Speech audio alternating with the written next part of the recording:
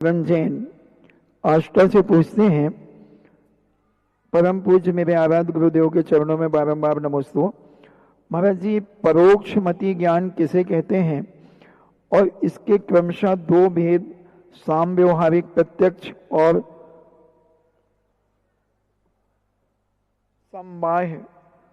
संबाहिक प्रत्यक्ष, इनका क्या अर्थ है, इन्हें समझाने की कृपा करें।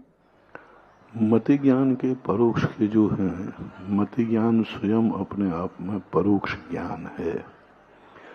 परोक्ष ज्ञान उसे बोलते हैं जो इंद्रिय और मन की सहायता से जाना जाता है, वह परोक्ष ज्ञान कहलाता है। तो मति ज्ञान हमेशा परोक्ष ज्ञान ही होता है। अब इसके दो भेद होते हैं। इंद्रिय प्रत्यक्ष को हम साम व्यवहारिक प्रत्यक्ष बोलते हैं।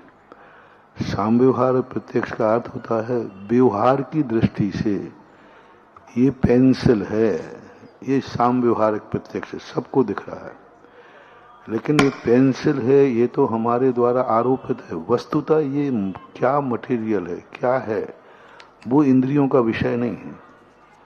इसलिए व्यवहार चलाने के लिए इंद्रियों को प्रत्यक्ष ज्ञान के अंतर्गत ले लिया जाता है। इसलिए मति ज्ञान को साम व्यवहारिक प्रत्यक्ष के अंतर्गत ले लेते हैं। अब वो दूसरा कोई भेद नहीं है जो आप बोल रहे हैं, वो साम व्यवहारिक भेद ही है और इंद्रिय प्रत्यक्ष को साम व्यवहारिक प्रत्यक्ष बोलते हैं। और एक मानस प्रत्यक्ष आता है, वो हालांकि सैद्धांतिक शब्द नहीं है, वो ध्यान का शब्द है। ध्यान के रूप में विशेष रूप से अन्य मतों में एक मानस प्रत्यक्ष की चर्चा आती है।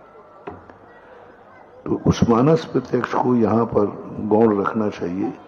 इंद्रियों के द्वारा जो सीधे पदार्थ को जानती हैं उसको साम व्यवहारिक प्रत्यक्ष बोलते हैं। मति ज्ञान के 336 भेद होते हैं। 336 भेद ही परोक्ष रूप माने जाते हैं, ऐसा मन। और पिता जैन थांदुला से पूछती हैं, नमोस्तु महाराज जी, ऐसा सुना जाता है जगह जगह लोग बार बार कहते हैं कि जो होना है सो होके रहेगा, टलेगा नहीं, तो इसकी क्या विवक्षा हो सकती है? यदि आपकी ऐसी धारणा है तो किसी ने आपको गाली दी है तो गुस्सा नहीं करना चाहिए।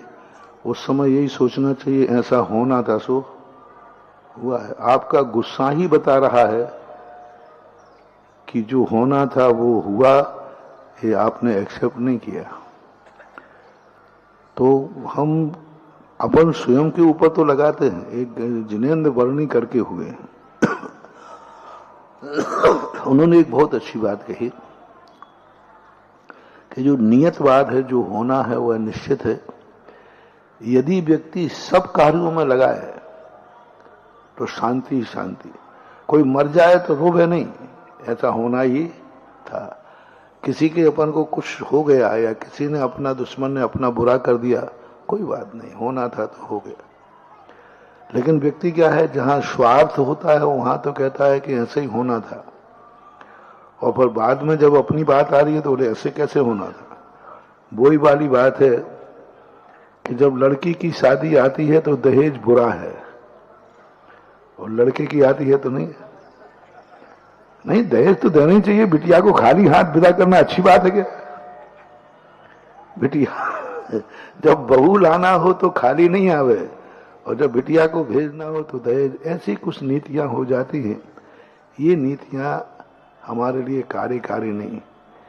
क्या होना है, क्या होगा, ये सब व्यक्ति संतोष के विषय है। सारे कार्यों में हमें पुरुषार्थ करना चाहिए।